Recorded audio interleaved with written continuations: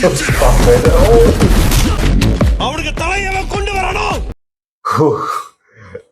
Hello, നമസ്കാരം. എല്ലാവർക്കും ജയം ജേണിയിലേക്ക് ഹൃദയം നിറഞ്ഞ സ്വാഗതം. സോ നമ്മുടെയൊക്കെ ലൈഫിൽ വളരെയധികം ഇമ്പാക്റ്റ് ഉണ്ടാക്കുന്ന, എത്ര വർഷം കഴിഞ്ഞാലും അതിന്റെ ഇമ്പാക്റ്റ് ഉള്ളിൽ നിന്ന് ഇങ്ങനെ മാറാതിരിക്കുന്ന ചില സിനിമകളുണ്ടാവും. അതിലൊന്നാണ് വിക്രം എന്ന് പറയുന്ന സിനിമ. 1 year of Vikram. കാരണം ഒരു വർഷം കഴിഞ്ഞു പോയെന്ന് പോലും ചിന്തിക്കാൻ പറ്റുന്നില്ല. കാരണം ഇപ്പോഴും അതിൽ ഓരോ കഥാപാത്രങ്ങൾ മാത്രമല്ല, അതിൽ ഓരോ കാര്യങ്ങളും ഓരോ മൊമെന്റും നമ്മുടെയൊക്കെ ഉള്ളിലുണ്ട്. പറയുകയാണെങ്കിൽ ലോകേഷ് കനകരാജ് എന്ന് പറയുന്ന വളരെ ടാലന്റഡ് ആയിട്ടുള്ള ഡയറക്ടറുടെ ഏറ്റവും മികച്ച സിനിമകളിലൊന്ന്. ഉലക നായകൻ നമ്മുടെ സ്വന്തം കമൽഹാസൻ എത്രയോ സിനിമകൾ ചെയ്തിട്ടുണ്ട്. പക്ഷെ അദ്ദേഹത്തിന്റെ കരിയർ ബെസ്റ്റ് എന്ന് നമുക്ക് ധൈര്യമായിട്ട് പറയാം. കാരണം അത് അങ്ങേര് തന്നെ പല പ്രോഗ്രാമിലും പറഞ്ഞിട്ടുണ്ട്. അദ്ദേഹത്തിന്റെ ഏറ്റവും കൂടുതൽ കളക്ഷൻ കിട്ടിയിട്ടുള്ള, ഏറ്റവും വലിയ വിജയമായിട്ടുള്ള ഒരു സിനിമ അമർ എന്ന് പറയുന്ന ആ സിനിമയുടെ കഥ ഇങ്ങനെ, ആ ഫ്ലോ ഇങ്ങനെ കൊണ്ടുപോകുന്നതിന്റെ നട്ടെല്ലായിട്ടുള്ള ഒരു കഥാപാത്രത്തിനെ നമ്മുടെ സ്വന്തം മലയാളത്തിന്റെ സ്വന്തം ഫഹദ് ഫാസിൽ അവതരിപ്പിച്ച ആ ഒരു ക്യാരക്ടറിന്റെ ഇമ്പോർട്ടൻസ്. അതല്ലാണ്ട് ഏജന്റ് ടീന എന്ന് പറയുന്ന ഒരു ക്യാരക്ടർ, വളരെ ത്രില്ലിംഗ് ആയിട്ടുള്ള, പെട്ടെന്ന് ആ ഒരു ഫൈറ്റ് സീക്വൻസിലൊക്കെ നമ്മളെ ഞെട്ടിച്ചിട്ടുള്ള ആ ഒരു കഥാപാത്രം. ഇതിനൊക്കെ അപ്പുറത്തേക്ക് ആരൊക്കെ എന്തൊക്കെ ചെയ്താലും വെറും 5 മിനിറ്റ് സ്ക്രീനിൽ വന്ന് വെറും 5 മിനിറ്റിന്റെ പെർഫോമൻസ് കൊണ്ട് മൊത്തത്തിൽ ആ സിനിമയെ മുഴുവനായിട്ടും കയ്യിൽ ഒതുക്കിയിട്ടുള്ള, ആ ഫുള്ളായിട്ട് അടിച്ചുകൊണ്ട് പോയിട്ടുള്ള റോളക്സ് എന്ന് പറയുന്ന നമ്മുടെ സ്വന്തം സൂര്യയുടെ നടിപ്പിൻ നായകന്റെ ഭയങ്കരമായിട്ടുള്ള, കൊടൂരമായിട്ടുള്ള, ഞെട്ടിച്ച കഥാപാത്രം. ഇതുകൊണ്ടൊക്കെ വളരെ ഇതല്ലാണ്ട് വേറെ കുറെ ജാഫർ ചെയ്തിട്ടുള്ള ക്യാരക്ടർ അങ്ങനെ പറയുകയാണെങ്കിൽ ഒരു 10 മിനിറ്റ് നേരത്തേക്ക് അതിനെക്കുറിച്ച് മാത്രം പറയണം. അത്രമാത്രം നമ്മളെയൊക്കെ സ്വാധീനിച്ചിട്ടുള്ള ഒരു സിനിമ.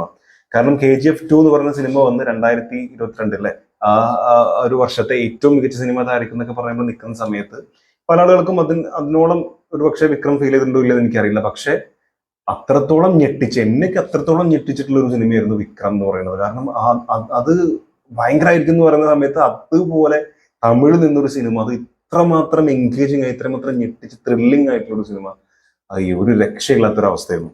സോ എന്തായാലും ടെർമറിക് മീഡിയ എന്ന് പറഞ്ഞൊരു ചാനലിൽ വന്നിട്ടുള്ള 1 year ഓഫ് വിക്രം കൊണ്ടൊരു ട്രിബ്യൂട്ട് അല്ലെങ്കിൽ അതിന്റെ ഒരു മാച്ച് വീഡിയോ വന്നിട്ടുണ്ട്. സോ നമുക്ക് നേരെ അതൊന്ന് കണ്ടുനോക്കാം. Okay, ready?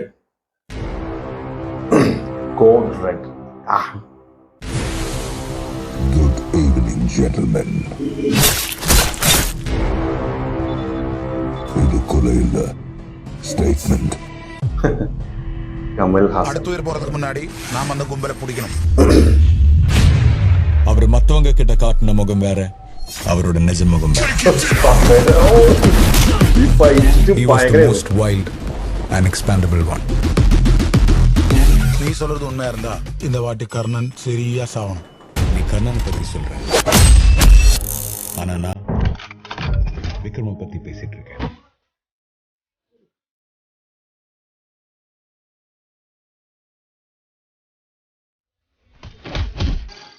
പത്തല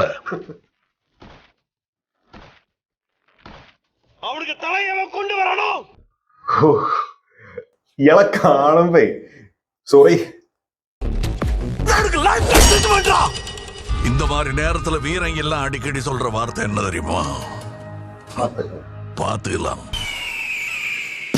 Once upon a time, there lived a ghost.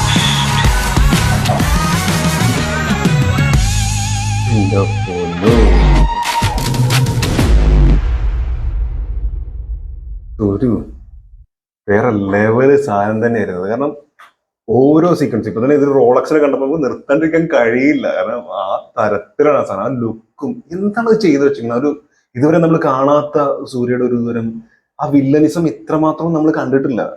എന്താണത്? 24 വില്ലൻ പോലത്തെ ക്യാരക്ടർ ചെയ്തിട്ടുണ്ടെങ്കിൽ പോലും ഇങ്ങനത്തെ ഒരു വില്ലനെ ഇതുവരെ നമ്മൾ കണ്ടിട്ടില്ല. എന്തിന് തമിഴ് സിനിമയിൽ പോലും നമ്മൾ കണ്ടിട്ടില്ല. കാരണം വെറും 5 മിനിറ്റ് വളരെ ചുരുങ്ങിയ സമയം കൊണ്ട് ആള് വന്ന് ആ ഒരു ഇങ്ങനെ തുപ്പ് ഇങ്ങനെ പല്ല് വെച്ചിട്ട് അങ്ങനെ ചോര കളയുന്നതൊക്കെ.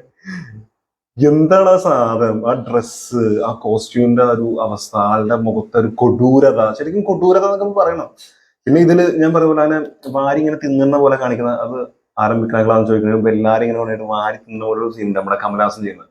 അത് അതുപോലെ പത്തല എന്ന് പറഞ്ഞ ഡയലോഗ്. പിന്നെ ആ ഫൈറ്റ് ഒരു ഭയങ്കര ഫൈറ്റ് ആയിരുന്നു. കാരണം എന്താ പറയുക, റോബോട്ടിക് ക്യാമറയും ആ മൂവ്മെന്റ്സും അങ്ങനെ ഞെട്ടിച്ചിട്ടുള്ള ഒരു സിനിമയൊക്കെ ഭയങ്കര കേട്ടോ. അങ്ങനെയൊക്കെ സംഭവിക്കുന്നു പറയും. എന്തിനധികം പറയണം, അദ്ദേഹം ആകെ 4 പടം ചെയ്തിട്ടുള്ളത്. ആര്? ലോകേഷ് കനകരാജ്. അപ്പോഴേക്ക് നമുക്ക് നമ്മളൊരു പോൾ ഇട്ടിട്ടുണ്ടായിരുന്നു, ഏറ്റവും മികച്ച നിങ്ങൾക്ക് ഇഷ്ടപ്പെട്ട ഡയറക്ടർ ഇതിൽ ഏറ്റവും മികച്ച ആരാന്ന് ചോദിച്ചിട്ട്. നമ്മൾ രാജമൗലിയിൽ കൊടുത്തിട്ടുണ്ട്, പോലെ നമ്മുടെ മണിരത്നത്തിന് കൊടുത്തിട്ടുണ്ട്. അതിന്റെ ഒക്കെ ഒപ്പം ശങ്കറാണ് തോന്നുന്നു അടുത്ത് കൊടുത്തത്. അതിന്റെ ഒപ്പം കൊടുത്ത ആളുകൾ ലോകേഷ്. വെറും 4 പടം. ആള് ഏറ്റവും ബെസ്റ്റിൽ അതാണ് നമുക്ക് കിട്ടിയത്. നമ്മൾ പോളിംഗ് ഇട്ടിട്ട് അതിൽ ഏറ്റവും കൂടുതൽ കിട്ടിയത് ലോകേഷിനെയാണ്. കാരണം ബാക്കിയുള്ളവരൊക്കെ നല്ല ആളുകളല്ലാത്തതുകൊണ്ടാണോ? അല്ല, ഈ ഒരു മാസ് എലമെന്റ് എത്രമാത്രം ത്രില്ലടിപ്പിക്കുന്ന സംഭവം അത് ലോകേഷ് ചെയ്ത പോലെ മറ്റുള്ളവർ ചെയ്തിട്ടുണ്ടോ എന്ന് സംശയമാണ്.